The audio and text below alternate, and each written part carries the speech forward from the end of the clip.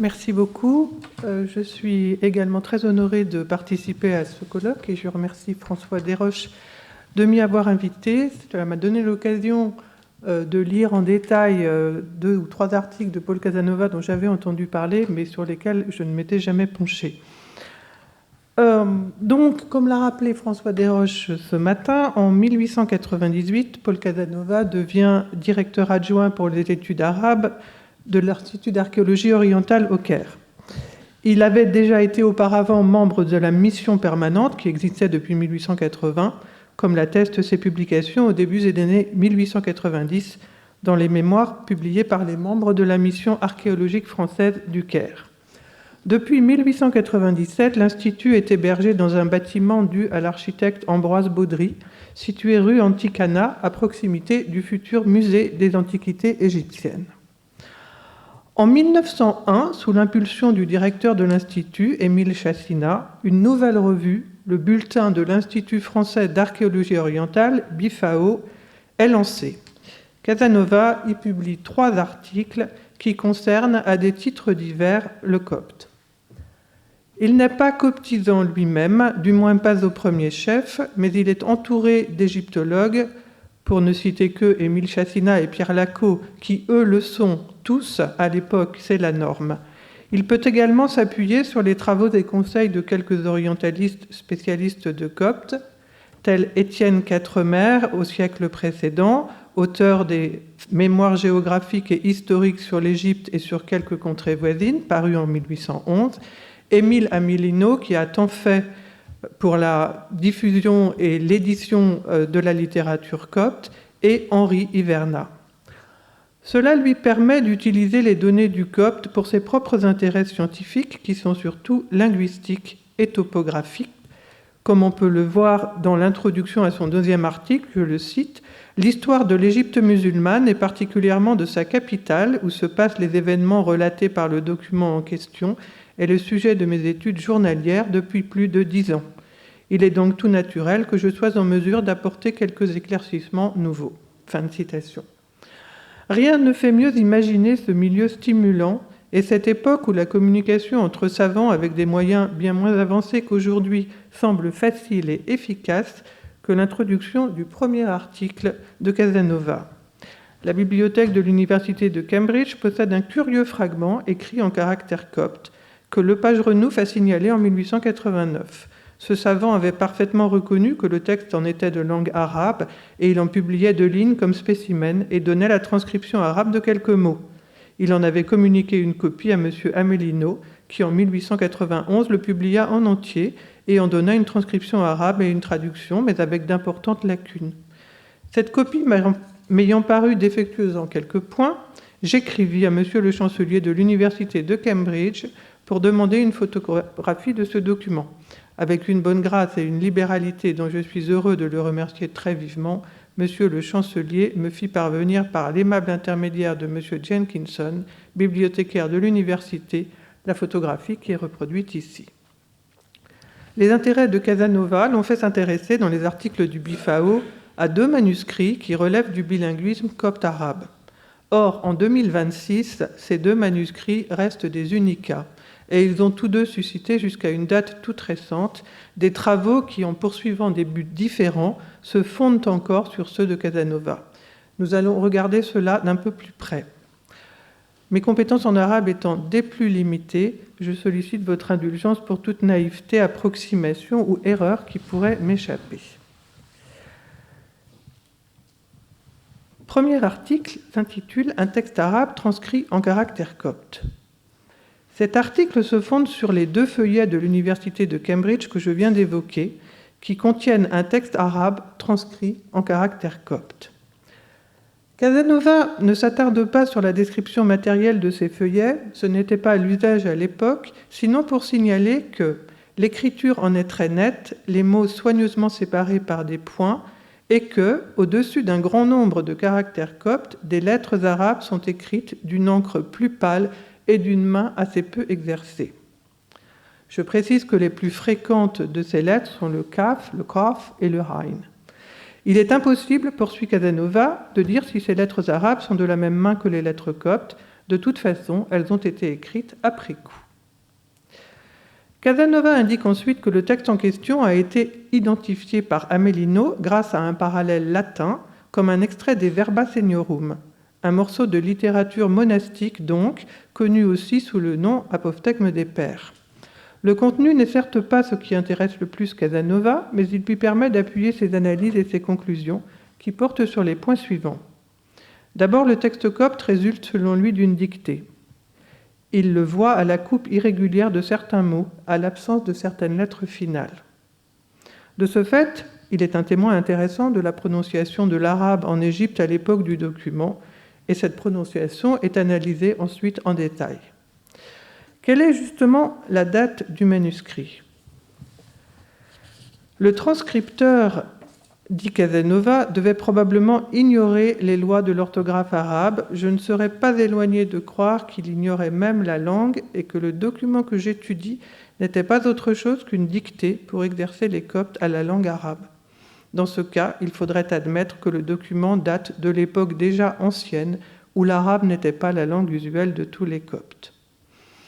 Par ailleurs, Casanova relève des parentés stylistiques entre l'extrait des Verba Seniorum qu'il analyse et la version arabe traduite du copte de la vie de Pacôme.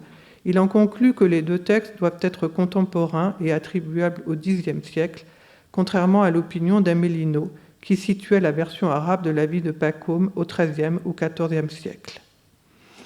La transcription que j'ai étudiée, dit-il, aura par suite été faite vers cette même époque, Xe siècle. Nous verrons que cette datation est probablement un peu haute. À la suite de Casanova, le document a régulièrement attiré l'attention des linguistes au courant du XXe siècle. Parmi les coptisants, William Worrell en 1931 et Helmut Zatzinger en 1972. Ces deux savants pouvaient se fonder sur une quantité de textes plus importante, puisqu'entre-temps, 35 nouveaux feuillets du même manuscrit avaient été publiés en 1926 par George Sobhy. Ces fragments provenaient du monastère de Saint-Macaire, en Basse-Égypte. Puis vient l'étude fondamentale de Joshua Blau, Some Observations on the Middle Arabic Egyptian Text in Coptic Characters, en 1979, qui établit les points suivants. Concernant l'état de langue, en réalité, notre texte appartient d'un point de vue linguistique à la catégorie bien connue de l'arabe chrétien médiéval que l'on peut qualifier d'arabe moyen non standard.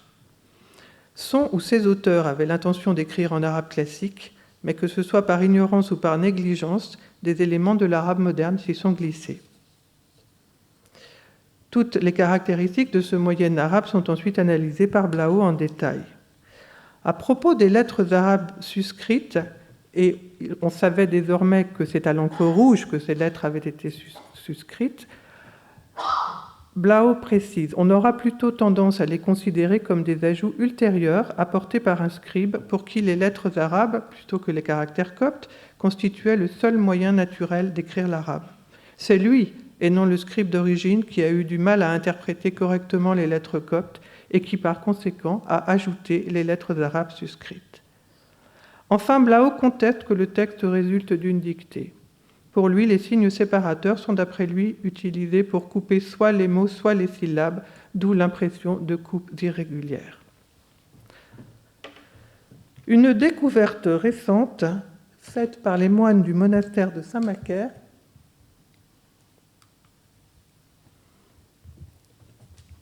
donc en Basse-Égypte, dans le désert du Wadi Natroun, redonne toute son actualité à ce manuscrit et permet de revenir sur certaines analyses de Casanova.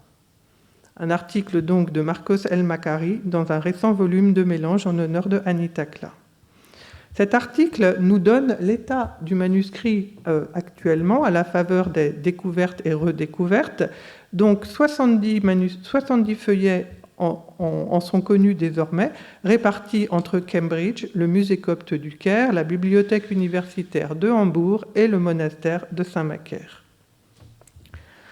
Les observations linguistiques n'apportent rien de nouveau, mais l'auteur de l'article maintient l'hypothèse d'un texte dicté.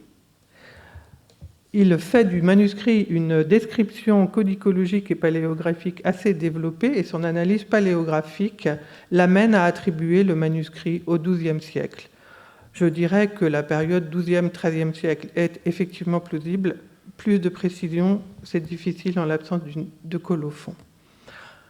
On apprend, concernant le contenu du manuscrit, qui jusqu'au début du XXe siècle avait été passablement négligé, grâce aux derniers fragments découverts par les moines, dans lesquels se trouve le titre Bustan el-Rurban, Jardin des moines, qu'il s'agit donc d'une version de ce texte connu de la traduction arabe. El-Makari pense être en mesure d'établir que le texte est un proto-Bustan, c'est-à-dire qu'il représente une version plus proche du grec et du copte que les témoins arabes postérieurs. Enfin, il analyse la fonction du document qui, selon lui, n'est pas facile à cerner. S'agit-il d'une initiative individuelle ou collective? A-t-on affaire à un usage privé ou public? L'auteur de l'article envisage la dimension identitaire du document, l'écriture copte resterait une écriture de prestige, ou encore sa dimension scolaire, sans réellement trancher. On peut porter au débat une indication qui se trouve dans la Coptic Encyclopédia à l'article Apophthegmata Patrum. Dans les monastères, la lecture du Jardin des moines a toujours occupé une place privilégiée lors de repas communs. C'est encore aujourd'hui une pratique quotidienne au monastère de Saint-Macaire. On pourrait imaginer un livre de lecture en langue arabe, vu la disparition du copte parmi la majorité des moines, mais en caractère copte, qui garderait au livre sa dimension chrétienne. Ce manuscrit témoigne en tout cas d'une tentative pour transcrire l'arabe en caractère copte, une étape supplémentaire après la période des Xe-XIe siècles, pour laquelle on peut observer dans divers types de documents coptes l'absorption d'un nombre croissant de mots arabes. Mais il faut noter que même s'il s'est considérablement étoffé, ce manuscrit reste un exemple quasiment unique de transcription d'un texte arabe en copte. On peut lui ajouter les 6 premières lignes d'un document magique bilingue provenant de la Guéniza du Caire, également analysé par Blaho en appendice de son article. À cet égard, la remarque de Blaho me semble aller trop loin dans la généralisation quand il dit « La raison de l'utilisation de l'écriture copte dans ce cas est similaire à celle qui motive l'utilisation du karchouni par les chrétiens ou de l'écriture hébraïque par les juifs. Les coptes, dans la mesure où ils étaient lettrés, utilisaient l'écriture copte pour écrire le copte et ne sont pas passés aux caractères arabes lorsqu'ils ont commencé à écrire cette langue, mais ont plutôt continué à utiliser leur propre écriture copte. En fait, cet usage ne semble pas du tout avoir été productif en copte. Le deuxième article s'intitule « Note sur un texte copte du XIIIe siècle ». Casanova y étudie un texte connu sous le nom de « Martyr de Jean de Fanny Joyt ». Contrairement à la précédente, cette étude ne se fonde pas sur le manuscrit original, conservé au Vatican depuis le début du XVIIIe siècle, mais sur une copie faite à Rome dans le courant du même siècle par le copte Raphaël Tucci. Copie qualifiée de défectueuse, sur laquelle Émile Amelino s'est appuyé pour publier et traduire le texte en 1897, et dont Casanova dépend, même s'il s'efforce d'en corriger certains défauts. Le texte fut finalement publié d'après le manuscrit Vatican copte 69 en 1924 par Balestri et Iverna, et une traduction latine en fut donnée en 1950 par Henri Iverna. La particularité de ce texte, qui en fait un unicum, est qu'il ne concerne pas, comme c'est le cas de tous les autres textes coptes de ce genre, un martyr des persécutions des IIe, IIIe siècles, mais un néo-martyr du début du XIIIe siècle. Écoutons Casanova nous décrire ce texte. C'est le panégyrique de Jean de Fanny Joyt, qui, de chrétien, s'était fait musulman vers 1190 de notre ère. Pris de remords, il voulut en 1209 faire une abjuration publique. Coptes et musulmans essayèrent en vain de le faire revenir sur une telle détermination qui devait fatalement lui coûter la vie. Le sultan Al-Kamil lui-même s'efforça de lui faire entendre raison, mais dut, devant son obstination, se conformer aux prescriptions formelles de l'islamisme. Il le fit mettre à mort le jeudi 4 Pachons 925 des Martyrs, soit le 29 avril 1209. Le récit est censé avoir été composé pour le premier anniversaire de la mort du martyr, soit en 1210. Or, au XIIIe siècle, la création littéraire en copte est quasiment éteinte. Elle se réduit à quelques compositions poético-liturgiques tardives.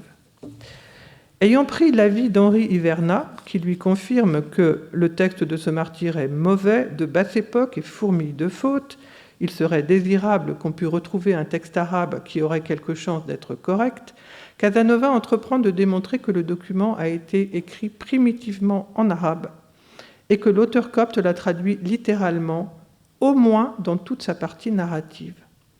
Le début, ajoute-t-il, qui d'ailleurs est hors de ma compétence, peut être d'origine purement copte. Sur les 15 feuillets du texte, de fait, les 3 premiers sont un long préambule nourri de citations bibliques. Dans la partie narrative, Casanova retrouve un style qui lui rappelle celui des khatibs de la chancellerie arabe vers la fin du XIIe siècle. Mais il va surtout s'attacher à analyser en détail les indications linguistiques, historiques et topographiques que fournit le texte. Tout ce qui concerne la topographie et qui tourne autour du Caire, où se déroule l'action, sera repris et développé dans le 3e article du Bifao et mis en comparaison avec l'ouvrage d'Amélino, La géographie de l'Égypte à l'époque copte, paru en 1893. Au terme de son analyse, Casanova propose le scénario suivant.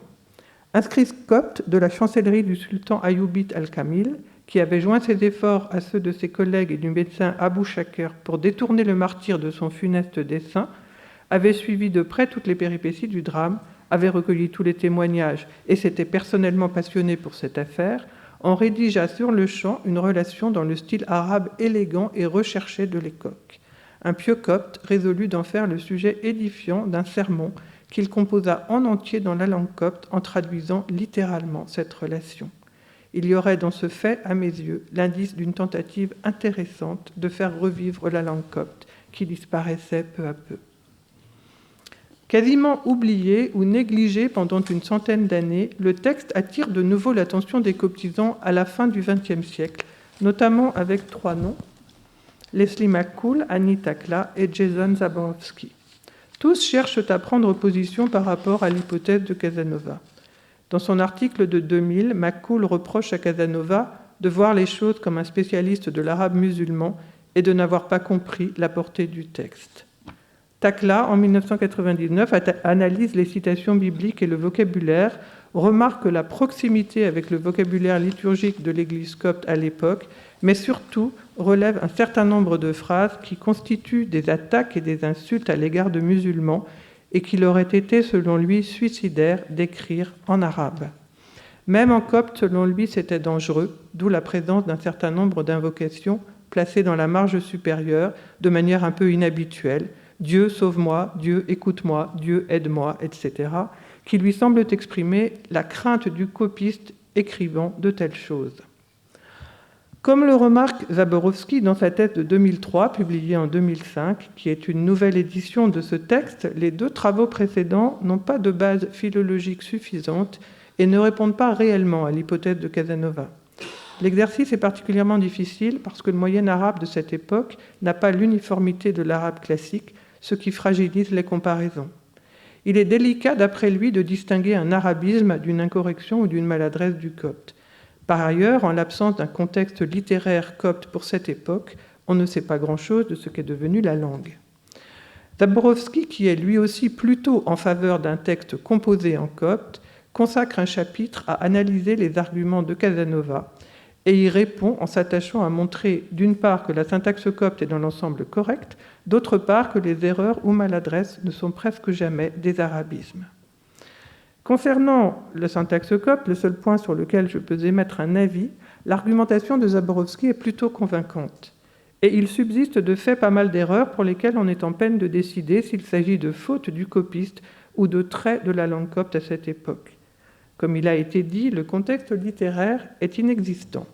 Certains traits, cependant, par exemple l'omission de certaines particules, évoquent l'état de langue des lettres du Xe-XIe siècle, récemment analysé par Vincent Walter dans sa thèse de doctorat, soutenue à Berlin il y a un an. Mais les lettres sont très fragmentaires et ne donnent pas l'occasion d'une étude de syntaxe à grande échelle. Un autre corpus sur lequel Casanova s'est largement appuyé dans le choix des mots arabes, qui lui semble être derrière les mots coptes, est celui des manuscrits lexicographiques coptes arabes, connus sous le nom de Scalae. Il utilise particulièrement le manuscrit publié par Athanas Kircher dans Lingua Egyptia Restituta, publié en 743, ainsi que 2 manuscrits de la BNF, dont je vous ai mis un exemple à l'écran. Il faut noter qu'aucun de ces manuscrits n'est antérieur au XIIIe siècle, donc tous sont postérieurs au martyre de Jean de Fanny Joyt. Comme ils correspondent à une tentative de préservation de la langue copte en voie d'extinction, le martyre de Jean, qu'il ait été traduit de l'arabe composé en copte ou, pour ainsi dire, un peu des deux, pourrait aussi s'inscrire dans une telle tentative et démontrerait que la connaissance du copte était encore suffisante dans certains milieux pour sous-tendre les travaux des Scalae. Pour conclure cette partie de la discussion, je voudrais citer l'analyse que fait Jason Zaborowski d'un passage du texte pour lequel Casanova s'était livré à une rétroversion du copte en arabe. Il s'agit de la description de la foule qui vient assister à l'exécution de Jean. À gauche, la traduction du copte par Amélino, citée par Casanova. À droite, la traduction de Casanova d'après sa rétroversion en arabe. Casanova fait l'hypothèse que l'énumération est construite sur une série de paires lexicales et qu'elle répond aux règles de la rime en arabe. Il propose également, pour certains mots, des traductions plus proches que celles d'Amélino des réalités sociales de l'époque. Zaborowski répond à propos de la rime qu'il manque la coordination. Si Jean de Fanny Joyt était une traduction copte littérale du texte arabe source proposé par Casanova, dit-il, le copte reproduirait vraisemblablement le wa arabe par nem ou or, qui signifie et en copte. En arabe, une telle liste ne serait pas écrite sans la conjonction wa pour relier les éléments. Soit l'auteur ou le traducteur de Jean de Fanny Joyt maîtrisait suffisamment le copte pour remettre les conjonctions arabes dans la traduction, soit il a rédigé l'ouvrage en copte. Quant au vocabulaire, les mots employés en copte montrent, selon Zaborowski, que l'auteur de Jean de Fanny Joyt utilise un vocabulaire désuet pour décrire une société arabisée, mais pas forcément qu'il traduit de l'arabe. Dans les années qui ont suivi la publication de la thèse de Zaborowski, le débat s'est prolongé grâce à plusieurs articles très éclairants de Christian Decobert. Ce dernier, pas tout à fait convaincu par l'hypothèse d'un texte composé en copte, rappelle que le texte n'est pas homogène et qu'on pourrait bien concevoir une partie composée en copte, selon les traductions de l'homilétique dans cette langue, et un récit central traduit de l'arabe. La question ne peut probablement pas être tranchée de manière définitive. Pour tenter de dépasser cette question et comprendre la portée et la signification de ce texte, Decobert s'attache à le replacer dans son contexte de production, à savoir le monastère de Saint-Macaire dans le désert du Wadi Natroun. Ce monastère est au début du XIIIe siècle un haut lieu de la tradition, sinon de la réaction, face à l'attitude d'autres pans de la communauté chrétienne, y compris l'Église. Dans le texte qui nous occupe, cette dernière est quasiment absente, tandis que la position des notables chrétiens proches du pouvoir musulman est illustrée par la figure du médecin Abou Shakir. Ce dernier tente à plusieurs reprises de dissuader Jean de se livrer au martyre qu'il considère comme un scandale. La production de ce texte réactif, écrit Decobert, n'a pas été celle d'une supposée chrétienté égyptienne, mais d'un milieu très spécifique, un milieu où l'on pouvait encore, c'est le thème central de la première partie doctrinale du martyre, donner un sens moral au malheur du temps, parler des Arabes comme d'hommes sans foi ni loi, expliquer l'arabisation des chrétiens comme une contamination, une pollution, évoquer la femme musulmane du converti Jean de Fanny Joyt comme une terrible séductrice. Il se trouve que dans le courant du XIIIe siècle, la bibliothèque du monastère de Saint-Macaire, dont les manuscrits ont été copiés entre le IXe et le XIIIe siècle, tous dans le même style, a fait l'objet d'une refonte. Homélies et textes hagiographiques déjà existants ont été regroupés et réorganisés en recueils, peut-être pour s'adapter à un calendrier liturgique. Encore en cours d'étude, cette réorganisation se voit dans certaines indications portées en marge supérieure. Dans ce processus, les 16 feuillets du martyre de Jean de Fanny Joyt ont été intégrés dans un recueil composite de 233 feuillets qui est arrivé à Rome en 1715 avec d'autres manuscrits de la même bibliothèque et constitue désormais le Vatican copte 69. Il faut peut-être voir une trace de cette intégration liturgique dans la date qui figure dans la marge supérieure de la page de titre, 4e jour de Passions, soit 29 avril. Jean de Fanny Joyt n'a cependant pas été intégré au sanctoral copte, soit parce qu'il était trop tard, soit parce que son histoire n'avait pas été admise par les autorités ecclésiastiques. Christian de Cobert qualifie ce texte de réactif. Réactif, il l'est aussi sur le plan linguistique, puisqu'il est transmis en copte à une époque où la création littéraire dans cette langue est pour ainsi dire éteinte.